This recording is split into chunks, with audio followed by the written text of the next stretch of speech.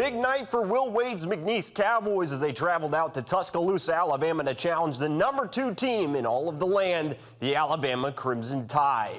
Tonight marked the first time in nearly 40 years that the McNeese Cowboys played a team coming off of a Final Four appearance, and early on it was the Cowboys who got into a lead, taking a 3-2 lead less than a minute into the game as they held on to that lead for much of the first half, but Mark Sears and the Tide used a 14-4 run in the first half to take an 11-point lead into the locker room. In the second half, they would inflate that lead early on in going up as many as 21 points in the half, but McNeese came storming back, a 14-1 run to cut the deficit to 8 as the Cowboys would get as close as 6 late in the half, but they just couldn't get the job done late. McNeese falls 72-64 to the Crimson Tide. And now we go out to Coleman Coliseum. Matthew Travis is on the floor with more on the Pokes' narrow loss to the Crimson Tide.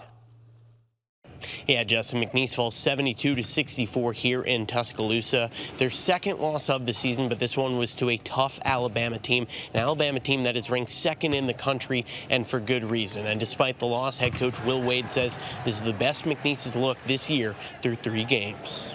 They're a phenomenal team. This is a tough building to play in, and Coach Oates has done a great job building the program. So it's a great experience for our guys, and we're going to get better from this. We haven't played really well this year until tonight, and hopefully this is something we can build off of and continue to move forward. The Cowboys got out to an early lead, getting up by as many as 5 points and holding that lead for nearly 8 minutes of the first half, but ultimately the Tide simply overpowered the Pokes to close out the first half, taking an 11-point lead into the break and inflating that lead to 21 in the second half before a 14-1 McNeese run cut that down to 8, and then 8 consecutive points from Sincere Parker cut that lead down to 6, but in the end McNeese ran out of steam and would fall 72-64. For more from head coach Will Wade as well as Sincere Parker, and to hear Alabama head coach Nate Oates speak about the Tide and their tough test for his second-ranked Alabama team, be sure to visit our website at kplctv.com.